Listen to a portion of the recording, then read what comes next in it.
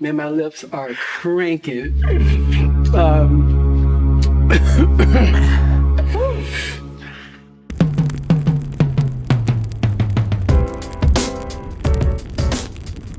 What's up, everybody? This is AU Hot Ones, episode 3. I'm Zach Wadley. Thanks for joining us today. And with me is Mr. Brian Martin, our new Cultural Resource Center Director here at Anderson University. Yep. Brian, thanks for joining us. Yeah, appreciate it, no doubt.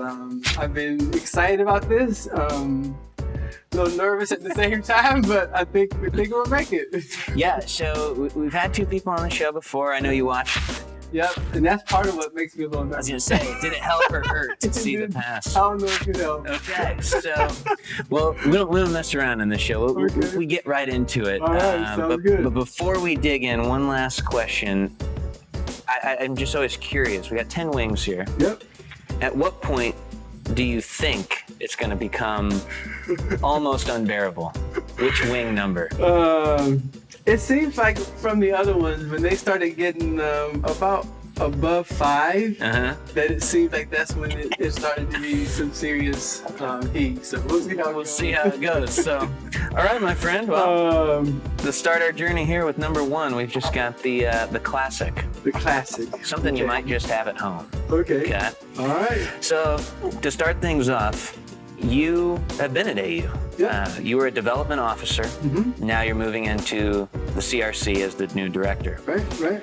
What attracted you to this job change? Because it's not necessarily one you logically look at and say, I'm a development officer, I will move into CRC director. So where'd that change come from and what attracted you to the position?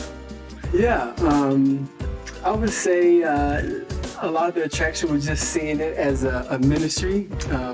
That's my background is ministry. That was one of my degrees in Bible and religion was a part of my biblical training, and I worked in full-time ministry for quite a while, and I see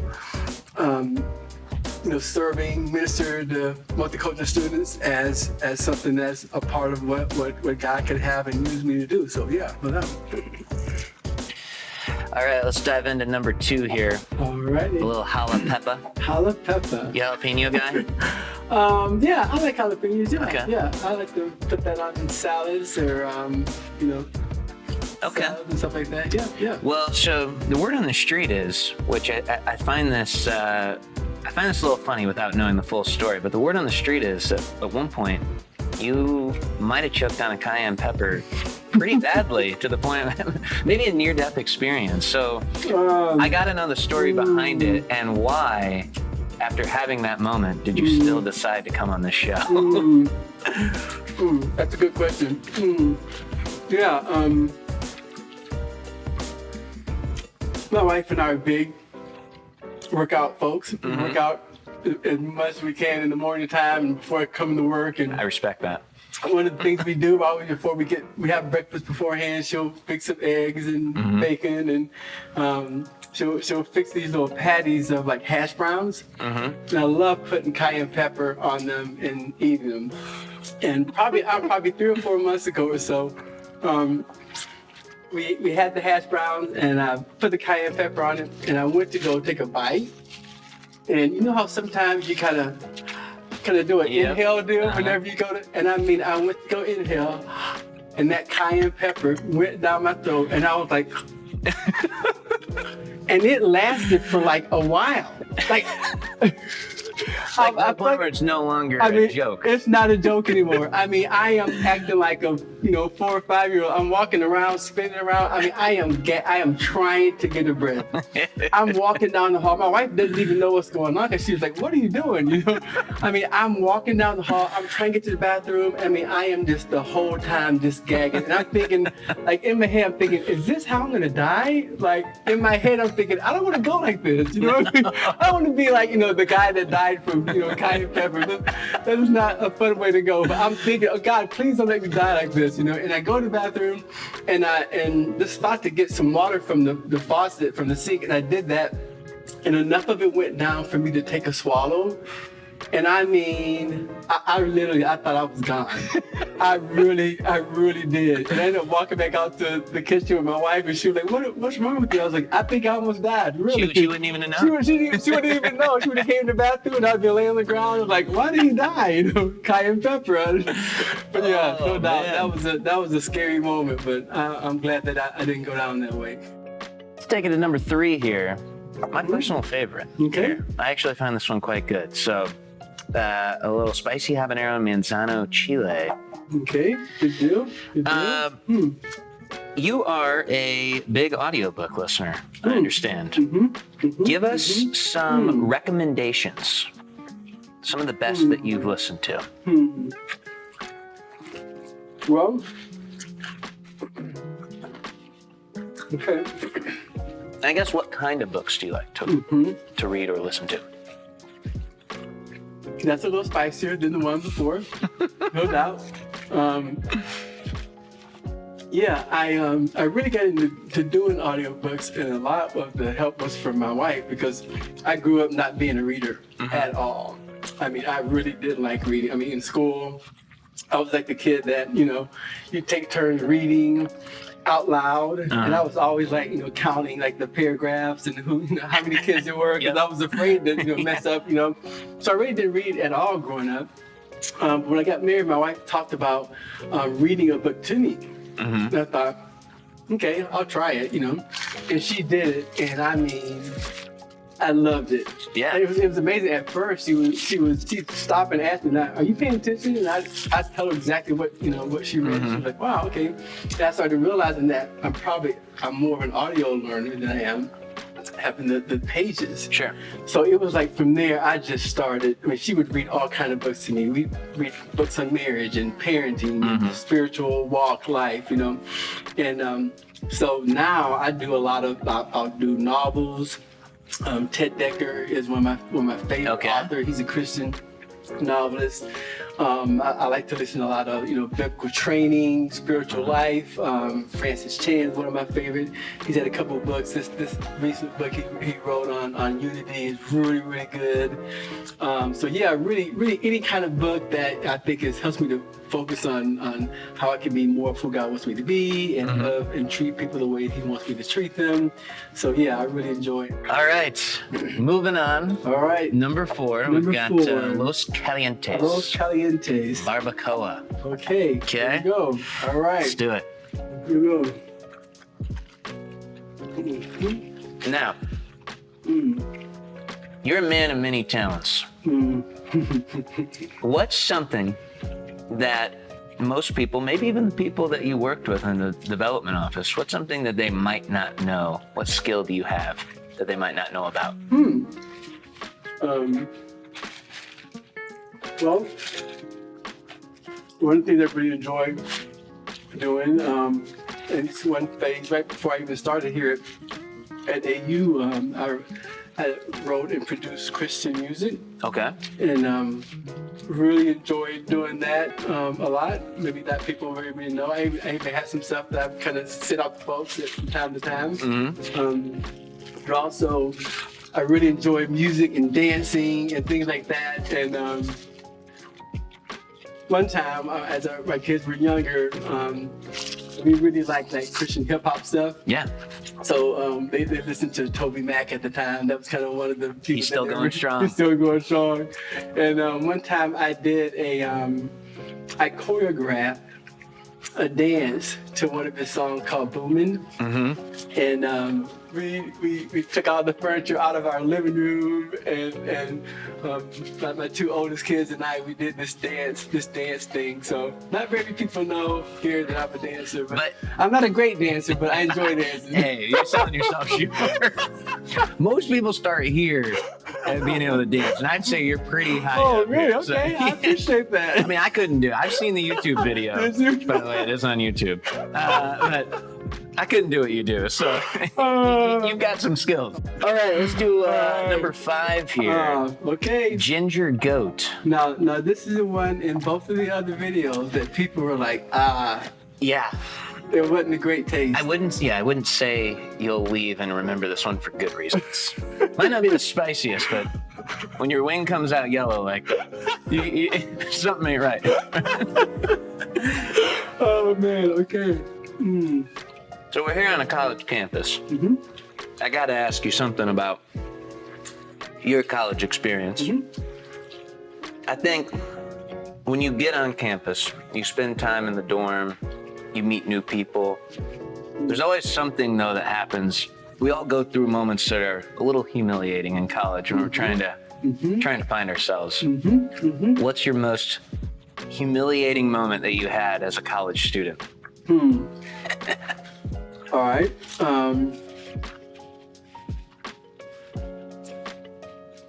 Probably my freshman year.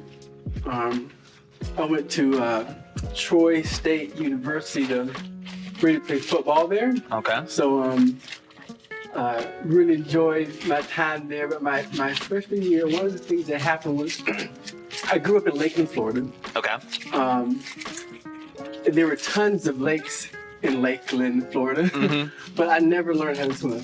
Okay. Yeah, so I wasn't a swimmer at all. And when I was a freshman in college, I decided I'm going to learn how to swim.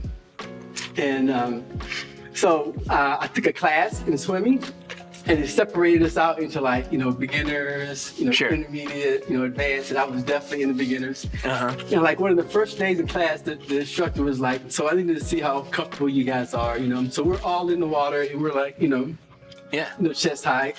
And she said, I want you guys to, put your head on the water.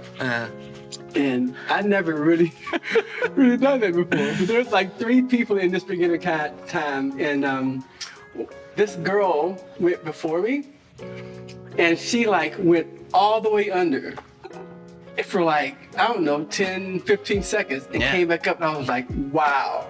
And I was thinking, okay, I've never done this before, but we'll try it.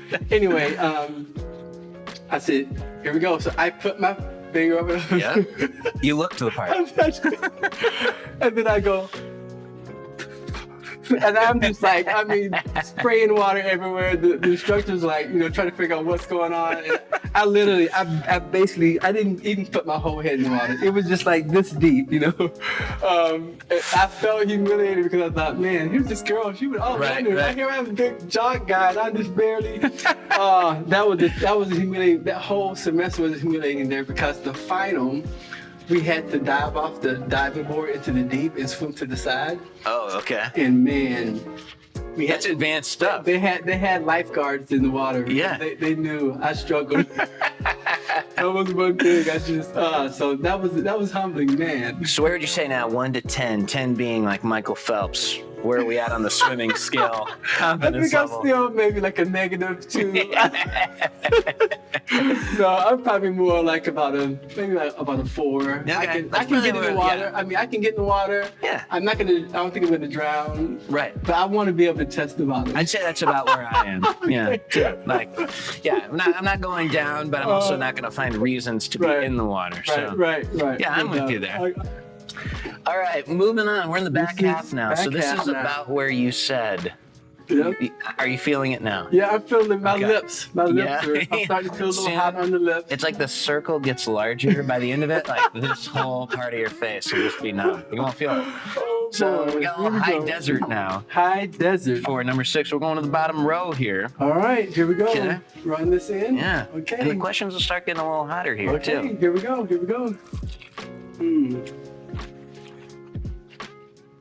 So, you mentioned you grew up in Lakeland, Florida. Went to Troy State, so we know a few things about you, but what was it like growing up for you, and how did you come to know Christ? Good question.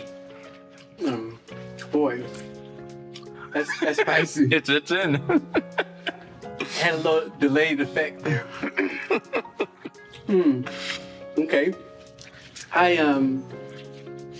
I didn't make a lot of wise decisions in middle school and high school when it came to, I think, living on the outside. I think I was a nice kid. Everybody thought I was a nice, fun kid. But yeah, I allowed some decisions and things of drugs and stuff I got involved in that time that wasn't healthy and wasn't good choices for me. And but in the process of that, not living like how I think now as I look back, not an honorable life. But I had a friend of mine, a football player in my senior year, kind of saw how my life was going in direction, and he talked to me about God and how Jesus had died on the cross for me and rose again, and how I could be forgiven.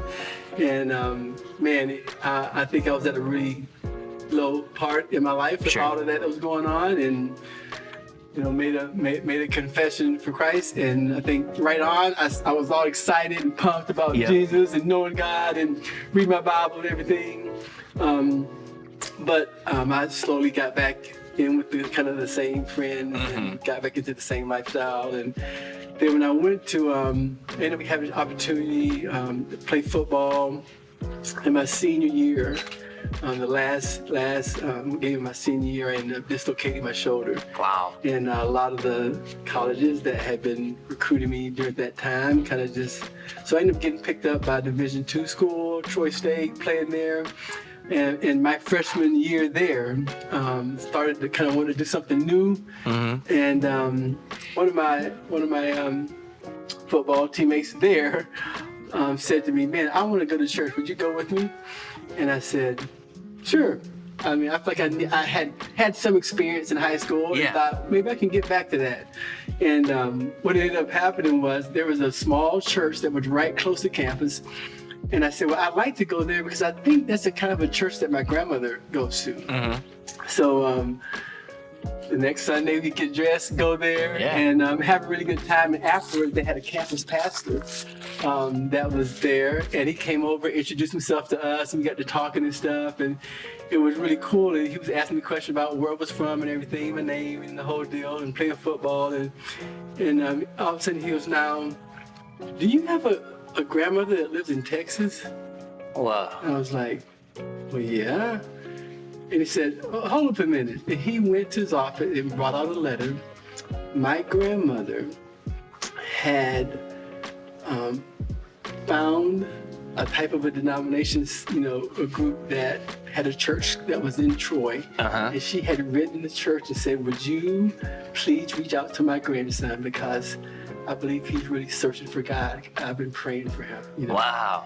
And I read that letter and I was like, no way. Here I am in Alabama. I live in Florida, and my grandmother from Texas writes this letter to this guy, and I happened to go to that church. Yeah. I mean, there were so many other churches we could have gone to, but we ended up going to that church. And I thought, okay, I think God's trying to get my attention. No doubt. And that was the moment in which I really, made a deeper confession to Christ. Yeah. Hotter than hell, love burns. This is from Sanford, Florida, too. I don't know where that is. Sanford. But, That's pretty close by Orlando, which is not far from Look at Lakeland. this. So yeah, this is kind of homegrown stuff cooking here. right here. Look at this. Okay. Let's dig in. Now, you go from a guy who grows up, maybe not necessarily close to Christ. You get to know him, and now you've been in ministry for years here in Anderson. So how'd you get here into Anderson? And then next question, why do you stay? What's kept you here? That's good. Cool. It was a cool story. I feel like I was at Troy State. I was there for 4 years and studied business. During that time, I really began to kind of speak at different youth conferences, youth rallies, college campuses, just sharing how God had came to me and how he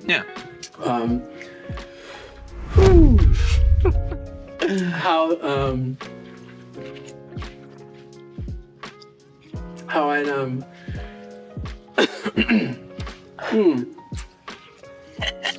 This will be the most emotional you'll ever be telling this story. But it's all about the wings. my lips are What you got? This is cranberry juice. I love cranberry juice. It's my favorite drink ever. You came prepared. I gotta tell you, that's the most cranberry juice I've ever seen in one cup, man, at a time. I go through about this size almost maybe every day, every other day. I'm with you. I love cranberry juice. I just love that you came prepared with your favorite drink for this. Wow, I'm starting to sweat, dude. All right. What was your question again? How did you get to Anderson? Oh yeah, Anderson. That's right. What made you stay? All right. I know what's gonna make you leave. Yeah. Okay. Yeah. So in that, I ended up transferring from Troy State to go into Harding University. That's in Searcy, Arkansas, and that's where I got my degree in Bible from there. And really enjoyed the ministry there. And I spoke at different conferences and youth conferences and stuff. And the guy who had also gone to college there was doing an internship at a church in Anderson. Okay. And he had asked me if I would come up and speak at the church here. So so from Arkansas to Indiana, I decided to come up and speak, and we had a great time. Had really enjoyed the ministers and the elders that were at the church here. And after leaving there, they had asked me if I would come back and serve there at the church full time. At the time, I was like, I was kind of thinking of Southern boy type deal, but I saw Indiana as the North. You know what I mean? But my wife, who I met at Harding in Arkansas, was from Minnesota. Okay. So Indiana was almost a halfway point between Florida and Minnesota. So I thought, well, let's see. We just really prayed about it and felt like that's where God wanted us to come. And we came here in January of '92.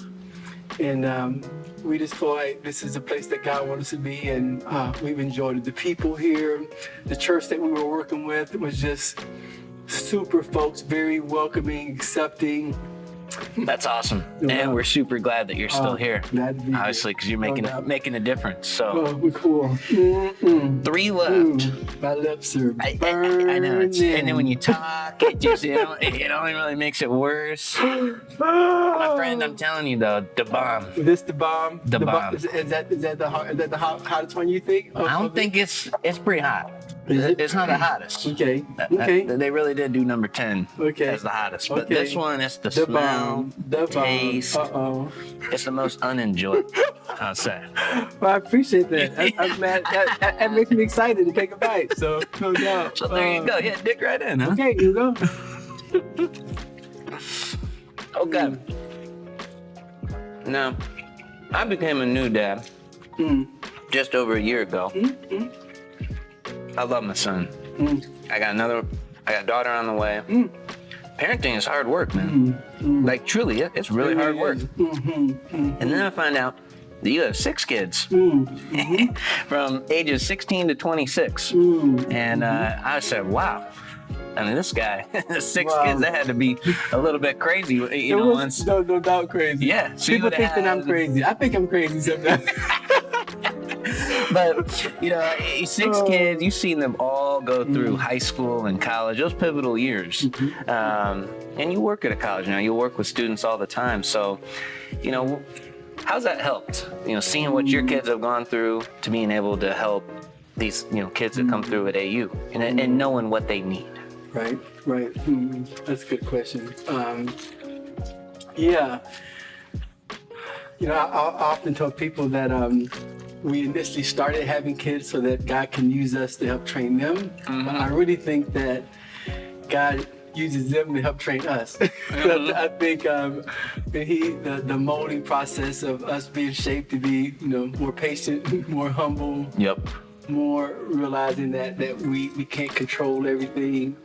It's been a humbling thing being a parent, but also I think one of the most rewarding things. No doubt. Because watching them grow, watching them develop, sometimes making decisions that we like, sometimes making decisions that we're not crazy about, but loving them through it all, and seeing them try to discover who they are and who God made them to be.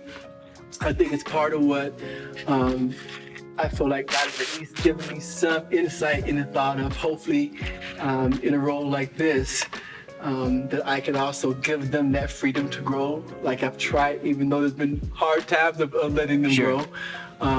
I think it's something that is needed in allowing them to question, allowing them to be on this journey of learning of again, who they are, who God's created them to be, and learning like why they're here. Yeah. Oh yeah, that's great. That is great. No doubt. How we feeling? Ooh, all right. My nose Get is the sniffles. My nose is running. Okay, we got 2 left.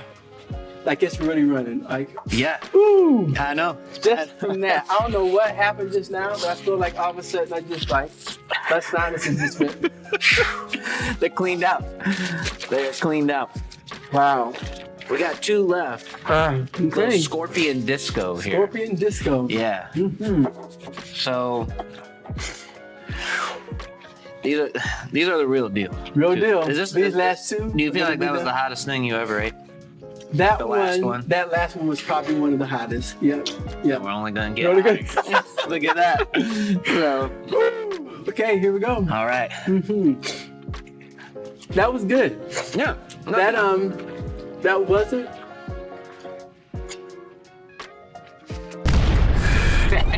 Again, I probably better hold it before I make my. Gotta let it sit. Before I say something about that one, because delayed effect. Mm-hmm. Yeah. So I don't know how this question. I don't know if this will be a hard or an easy one. Definitely one you gotta think about though. Mhm. But at AU, our motto. Oh yeah.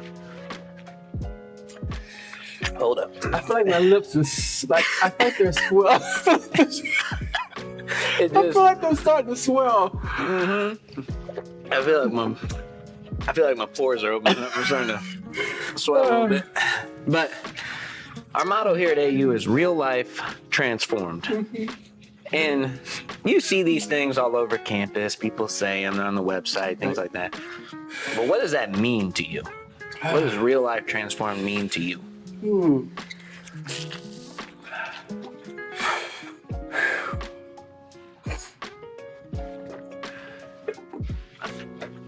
So,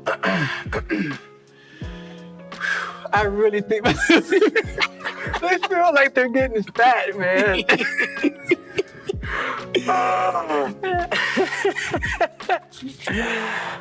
Oh man. Okay. Don't forget, not the eyes, right? Yeah, yeah. Don't rub the eyes. I think, well, to me again, just from ministry time, one of the things I remember in some of our Bible classes, Greek classes, of some of the verses that use the word transform. Mm-hmm.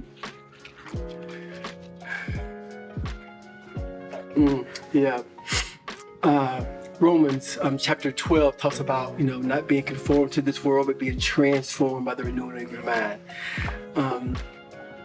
2 Corinthians, Paul talks about in chapter 3 how we're being transformed into the image of God, and how that's done by the Spirit. So I think real life transform is being in a spot in which we are changing. The word transformed, I remember in some classes how the Greek word comes from the word that we get metamorphosis from. Okay. And metamorphosis from when a caterpillar changed into a butterfly. Mm-hmm. That's this change, this metamorphosis. And that's what that transform word is trying to depict in those passages, that we're being transformed. There's been this metamorphosis that's happening, that we're changing from one, like a caterpillar, to being something beautiful. Mm-hmm. And that the only way that happens is that when the Spirit of God makes that change on the inside. So I envision that being for AU, and that being what we kind of stand for, is that we're hoping that people come in some sense as a caterpillar. Mm-hmm. and they're coming with a lot of background, a lot of things in their life that they bring to the table, but that hopefully through the 4 years of them being here, that they will allow the Spirit of God to work in the way that they think, the way that they feel, the way that they treat people, the way that they talk to people, that this transformation happens to where when they leave AU, they're this beautiful butterfly that's going out into the world and hopefully, making an impact for God around the world. So when I think it's real life transform, I see that person coming in to AU and leaving more of who God wants them to be. So yeah. You had to dig deep there. I had to dig deep. Because your mind's on fire, your mouth's on fire. Yeah. That was impressive to be able to pull up the Bible verses just like that. Part of the deal, and again, I love anything involved in ministry because of the effect that God's had on my life, and I hope that somehow God can use me to do the same thing, help other folks. So yeah. That's awesome. 9 down, 1 to go. We have reached the summit here. Apollo, the last dab. Apollo. Now, typically, as you know, you've seen the show. One more dab. Don't treat yourself wrong, though. Just a dab, okay? Just a dab. But are you up for that? No doubt. Okay. Dab. I'll let you go first. Whew. All right. Just a little something extra. All right. Just a little something extra. You get to this point. Is it as hard as you thought? A little bit easier? It's not horrible. I think it's harder than what I thought, but it's not horrible. Okay. Cause my lips, man, they are. Whew. You gonna rub yours in? I'll do it too. I rub it in so that hopefully don't put that finger anywhere near your eye. That's right, no doubt. Now, the last time I saw a little cheers deal. Cheers. Here we go. Right there. Here we go. Okay. All right, here we go. The last dab. Last dab.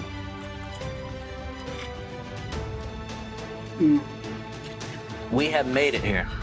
Brian Martin, the new CRC director at Anderson University. The hottest wing, we gotta give you the hottest question. Okay. You moved into your new office. School's getting ready to start. A student comes in, you're sitting down with that student in your office. What do you tell them to ensure then that there is a place for them here at Anderson University? Yeah.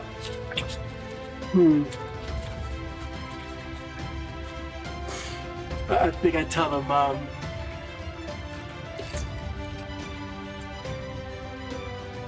I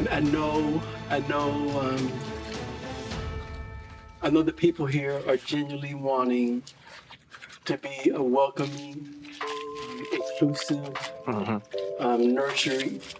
nurturing group. President Pistol, the cabinet, I've met with them individually, and I feel like I hear their heart. They're very humble. They're very willing to be and wanting to be who God wants this university to be. Man, my lips are cranking.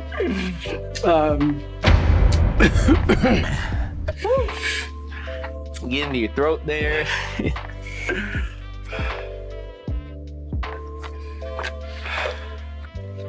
Where's the ice? Oh man. Yeah.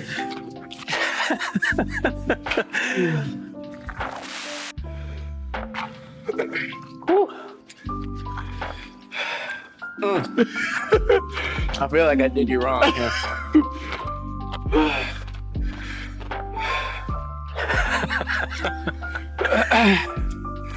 I feel like, they're very welcoming and very. Oh man.